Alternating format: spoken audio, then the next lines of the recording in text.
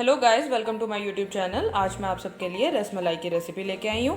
तो जो आज हम रसमलाई बनाने जा रहे हैं, एक तो वो घर पे बन रही है, लेकिन उसका जो टेस्ट रहेगा वो बिल्कुल मिठाई की शॉप पे जैसे मिलती है रसमलाई वैसा ही रहेगा। तो ये बहुत टेस्टी बनने वाली है। तो इसको बनाने के लिए जिन चीज़ों की आपको ज़रूरत रहेगी वो रहेगा, सबसे पहले तो आपको दूध की ज़रूरत पड़ेगी। यहाँ पर मैंने मलाई वाला दूध ले लिया है। 3 लीटर दूध कम से कम ज़रूरत पड़ेगी। रसमलाई ही दूध से ही बनती है, तो इसलिए दूध की ही आपको सबसे ज़्यादा ज़रूरत पड़ेगी। तो आपको कम से कम 3 से 4 लीटर दूध चाहिए होगा। उसके साथ आपको चीनी चाहिए होगी कम से कम 500 ग्राम जितनी। उसके साथ आपको चाहिए बादाम, या आप कोई भी ड्राई फ्रूट ले सकते हो, लाइक बादाम, पिस्ता, काजू, जो आपके पास हो। उसके साथ आपको चाहिए होगा इलायची,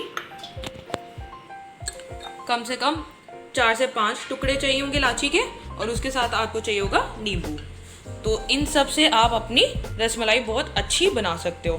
तो एक बात बता दूं, रसमलाई बनाने के लिए हमें 3 चीज़ें बनानी पड़ती हैं। सबसे पहले आपको बनाना पड़ेगा छेना।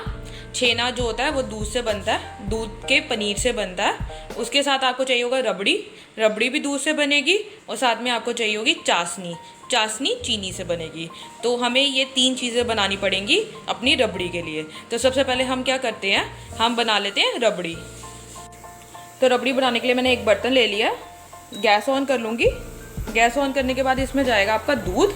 कम से कम 1 लीटर दूध आपको ज़रूरत पड़ेगी। तो 1 लीटर दूध मैंने डाल दिया। अब इसको अच्छे से गर्म होने देंगे। तो आप देख सकते हो आपका जो दूध है वो बॉईल होना स्टार्ट हो गया। अब हम इसमें डालेंगे थोड़ी सी हल्दी, कलर चेंज करने के लिए। अगर आपके पास हल्दी ना हो तो आप केसर भी डाल सकते हो। केसर डालोगे तो वो और अच्छा रहेगा, उससे बहुत अच्छा केसर का फ्लेवर भी आता है। मेरे पास नहीं थी तो मैंने सिंपल हल्दी ही डाल लिया। इसके साथ जाएंगे आपके बादाम, और साथ में जाएगी इलायची, जिसको मैंने अच्छे से कूट लिया। तो इलायची पिसी हुई भी डाल दिया। अब इसको अच्छे से मिक्स कर लेते हैं। अब आप देख सकते हो इसमें बहुत प्यारा सा फ्लेवर भी आ गया। अब इसको अच्छे से हमने पकाना है जब तक जो आपका दूध है वो थोड़ा सा गाढ़ा नहीं हो जाता, कम से कम 5 मिनट्स के लिए। तो अब 5 मिनट्स के लिए अच्छे से इसको बॉईल होने देते हैं। तो अब 5 मिनट हो चुके हैं। अच्छे से जो आपकी रबड़ी है वो पक चुकी है, और देख सकते हो अब कम भी हो गई है। हमें इतनी चाहिए थी। अब इसके अंदर जाएगी आपकी चीनी। कम से कम 2 बड़े चम्मच मैंने जो है चीनी के डाल लेने डाल लिए मैंने 2 बड़े चम्मच चीनी के। अब इसको अच्छे से मिक्स करेंगे और इसको 1 मिनट के लिए और पकाएंगे, और उसके बाद गैस ऑफ कर देंगे। अब हम इसको सिर्फ चीनी को मेल्ट होने देंगे बस। अब हमने इसको ना ज़्यादा पकाना नहीं है। क्योंकि अगर हमने चीनी डाल दी है ना, उसके बाद आपकी रबड़ी जो है वो ख़राब हो सकती है अगर आपने उसको ज़्यादा पकाया तो। इसलिए बस चीनी डालने के बाद हम थोड़े से मिक्स करेंगे तब तक जब तक चीनी मेल्ट नहीं हो जाए। और उसके बाद हमारी जो रबड़ी है वो बिल्कुल बन के रेडी हो जाएगी। और आप देख सकते हो कितना प्यारा लेमनिश कलर आ चुका है हल्दी की वजह से। और आपकी देखिए रबड़ी कितनी प्यारी बन चुकी है। तो 1 मिनट के लिए पका लेते हैं। तो अब आप देख सकते हो जो आपकी रबड़ी है वो बिल्कुल रेडी हो चुकी है बन के। अब हम क्या करेंगे, गैस ऑफ कर देंगे। तो अब हमारी रेडी हो चुकी है रबड़ी। अब हम बनाएंगे छेना। तो अब छेना बनाने के लिए सबसे पहले हमने एक कढ़ाई ले लिया। गैस ऑन कर लेंगे। गैस ऑन करने के बाद इसके अंदर जाएगा दूध, कम से कम 2 लीटर जितना। अब दूध डालने के बाद इसको अच्छे से बॉईल होने तक पका लेंगे। तो अब आपका जो दूध है वो अच्छे से उबलना स्टार्ट हो गया है, बॉईल होना स्टार्ट हो गया। इसी टाइम पे अब हम क्या करेंगे, इसके अंदर नींबू का रस डाल देंगे। अगर आपके पास नींबू का रस ना हो तो आप कोई भी सिट्रिक एसिड डाल सकते हो, जैसे विनेगर। अच्छे से इसको डाल देंगे सारे नींबू को।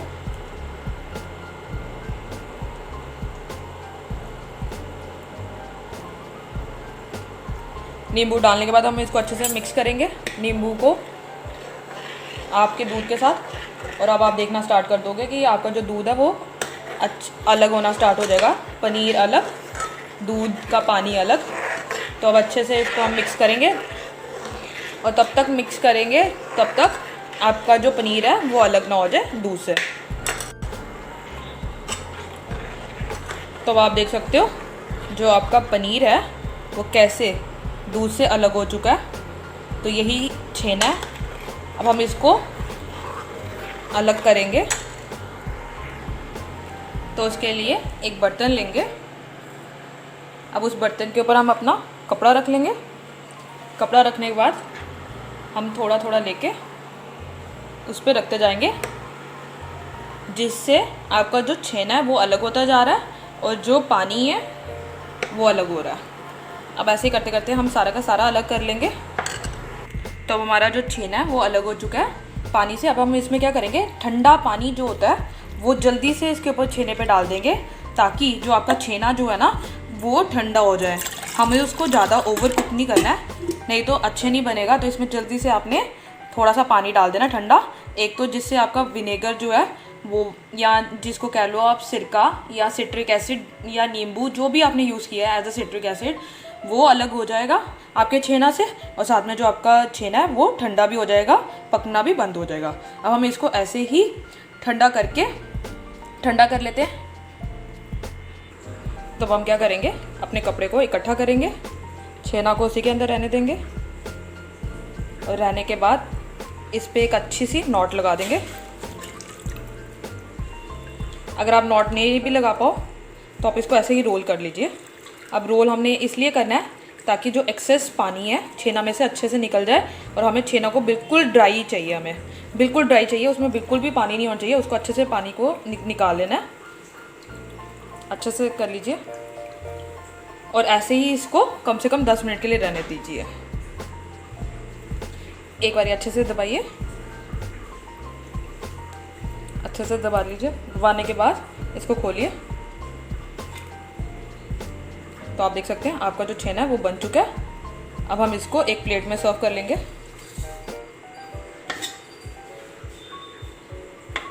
तो ये रहा आपका छेना, बिल्कुल बनके तैयार हो चुका है। तो अब नेक्स्ट स्टेप है, हमने छेने को अच्छे से नीट करना है। तो नीट करने के लिए क्या करोगे आप, अपने पाम की हेल्प से, देखिए मैं ऐसे ऐसे करके इसको अच्छे से दबाऊंगी और जिससे नीट करूंगी। मैं आपको बताती हूँ कैसे कर रही हूँ मैं। ये देखिए मैंने अपनी इसकी हेल्प से इसको अच्छे से नीट कर रही हूँ। ऐसे करके करते मैं नीट कर लूँगी। तो हम नीट करेंगे अपने पाम की हेल्प से, ऐसे ऐसे करते मैं इसको नीट करूँगी, ताकि जब तक एक एक जो दाना है ना वो इकट्ठा ना होने लग जाए। जब तक ये आटा नहीं बन जाएगा तब तक मैं इसको ऐसे ही नीट करूँगी। ऐसे ही कर करके मैं इसको इकट्ठा करूँगी, आटे की फॉर्म में ऐसे ऐसे ही करते रहूँगी।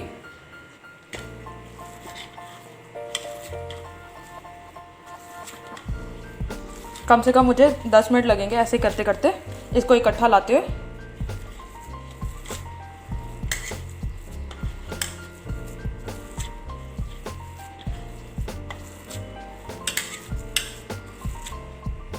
तो अब आप देख सकते हैं आपका नीट हो चुका है। देखिए नीट होने का क्या ही तरीका है, जब ये इकट्ठा आ जाएगा ना, देखिए अब आपका ये बिल्कुल इकट्ठा आ चुका है।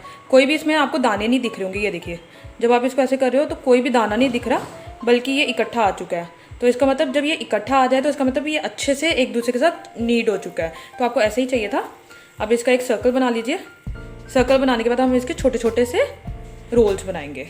जैसे ये मैंने छोटा सा रोल लिया, इसका एक रोल बना के आपने इसको अच्छे से फ्लैट कर देना है। ऐसे अपने ऐसे पाम की हेल्प से आपने फ्लैट कर देना है। ऐसे करते करते आप सारे के सारे बना लोगे। अब मैं ऐसे करते करते सारे बना लूँगी। तो मेरे रोल सारे के सारे बन चुके हैं। तो अब ये रहे छेना के रोल्स। अब हमारे 2 स्टेप्स कंप्लीट हो चुके हैं। रेवड़ी भी बन गया, छेना के रोल्स भी बन गया। अब हम बनाएंगे चाशनी। तो चाशनी बनाने के लिए क्या करेंगे, एक बर्तन ले लिया मैंने, कढ़ाई ले लिया। अब इसके अंदर सबसे पहले जाएगा, पहले आप गैस ऑन कर लीजिए। अब इसके अंदर सबसे पहले जाएगी आपकी चीनी। मैंने यहाँ पे 250 ग्राम ले लिया। अब लेने के बाद इसके अंदर जाएगा आपका पानी। जितनी चीनी थी उसका डबल पानी लिया मैंने इस बारी। और अब हमने इसको अच्छे से मिक्स करना है। अच्छे से मिक्स कीजिएगा।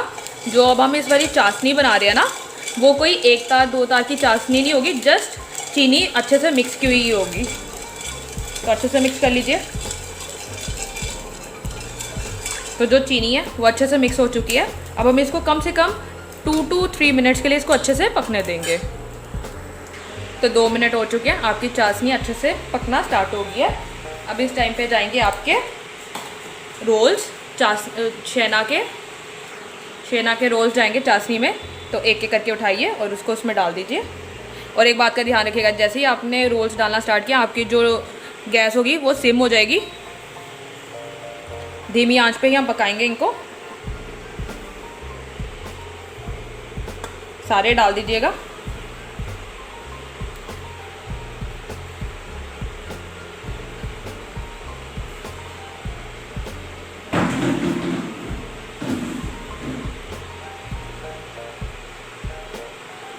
अब इसको अच्छे से 15 मिनट के लिए ऐसे ही पकने देंगे जब तक ये फूल नहीं जाएंगे और ऊपर नहीं आ जाएंगे अच्छे से, और इनका साइज़ जो होगा वो इंक्रीज़ भी होगा। तो तब तक हम इनको अच्छे से पकने देते हैं, कम से कम 15 मिनट के लिए। साथ ही में आप क्या कीजिएगा, इनको ढक भी दीजिएगा। ढकने से ये अच्छा रहेगा कि ये अपनी ही हीट में अच्छे से पकेंगे। तो आप इनको पकने दीजिए, और साथ ही साथ हम बीच में इसको चेक भी करते रहेंगे आफ्टर 5 मिनट्स। तो 5 मिनट्स हो गए। अब हम क्या करेंगे, एक बारी अपने सारे के सारे रसगुल्लों को टर्न करेंगे, और अब आप देख भी पा रहे होंगे कि इनके साइजेस कितने डबल हो चुके हैं, इंक्रीज़ हो चुका है। अब ऐसे करके इनको अच्छे से हम एक बारी टर्न कर लेते हैं। देखिए सॉफ्ट है, तो इनको अच्छे से टर्न कीजिएगा। अब ऐसे करते करते मैं सारों को टर्न कर लूँगी और कम से कम 15 मिनट के लिए पका लूँगी। तो अब 15 मिनट हो चुके हैं। अब हम चेक कर लेते हैं। तो आप देख पाओगे जो मेरे छेने के रोल्स हैं वो कितने बड़े भी हो चुके हैं और पक भी चुके हैं। तो इसी टाइम पे हम क्या करेंगे, अपनी गैस बंद कर देंगे। अब गैस बंद करने के बाद इनको हमने एक बर्तन में निकालना है। तो लेकिन उसको निकालने का भी एक तरीका है। सबसे पहले हम क्या करेंगे, एक बर्तन लेंगे जिसमें बर्फ़ वाला पानी और बर्फ़ रहेगी, मतलब आपको ठंडा पानी चाहिए बर्फ़ वाला। अब उसमें आप क्या करोगे, सबसे पहले आप जो आपकी चाशनी है उसको डालोगे।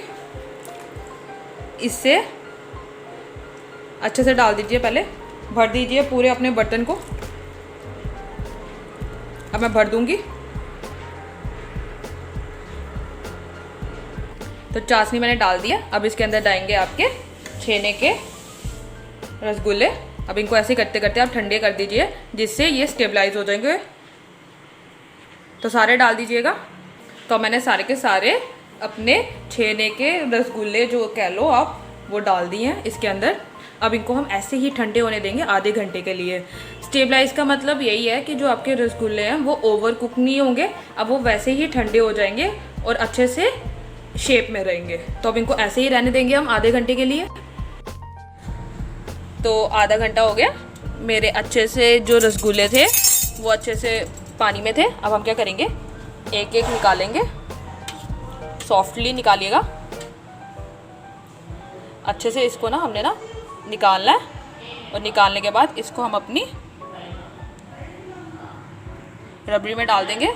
वैसे ही करते करते आप अपनी सारी की सारी निकालिएगा और उसको अच्छे से क्लीन करके अपनी रबड़ी में डाल दीजिएगा। तो अब ये डल गए हैं। अब हम इनको ऐसे ही रहने देंगे 4 से 5 घंटे के लिए। जितने अच्छे से आपके जो रसगुल्ले हैं ना वो इस रबड़ी को सोक करेंगे अपने आप में, उतनी टेस्टी आपकी रसमलाई बनेगी। तो जितनी ज़्यादा देर तक आप इसको रखोगे उतनी ज़्यादा टेस्टी होगी। तो कम से कम 3 घंटे के लिए तो रख दीजिएगा। उसके बाद आपकी मर्जी, आप कितना रखना चाहें। बस इसका यही लॉजिक है, जितनी ज़्यादा देर तक रहेंगे वो सोक उतने ज़्यादा टेस्टी बनेंगे। तो मैं 3 घंटे के लिए अब ऐसे ही रहने दूँगी। तो 3 घंटे हो चुके हैं। हमारी रसमलाई जो है वो अच्छे से सोक हो चुकी है रबड़ी में। अब हम क्या करेंगे, इसको सर्व कर लेंगे। तो सर्व करने के लिए एक बर्तन लीजिएगा, उसमें अपनी रसमलाई डाल दीजिए। आराम से निकालिए।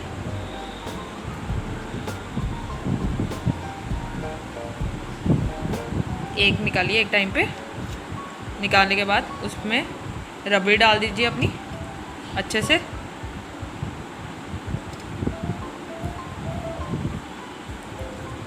तो आपकी रसमलाई बिल्कुल बनके तैयार हो चुकी है। आप इसको ऐसे ही एंजॉय कर सकते हैं। मैं आपको दिखाती हूँ कितनी सॉफ्ट और कितनी अच्छी बनी है हमारी रसमलाई। ये देखिए, मैं इसको काट के दिखाती हूँ। तो अब आप देख भी सकते हैं कितनी ज़्यादा सॉफ्ट रसमलाई हमारी बनी है, और सारा का सारा उसने रबड़ी को अपने सोक कर लिया अंदर। तो यही रसमलाई खाने में बहुत अच्छी लगती है। देखिए इसमें कितनी प्यारी जाली बनी है, ऐसी ही होनी चाहिए आपकी रसमलाई, और ऐसी ही रसमलाई बहुत ज़्यादा टेस्टी लगती है और बाज़ार में भी ऐसी ही मिलती है। तो ये रही हमारी रसमलाई की रेसिपी। अगर आप लोगों को अच्छी लगी हो तो लाइक करना मत भूलिएगा और सब्सक्राइब करना मत भूलिएगा मेरे यूट्यूब चैनल को।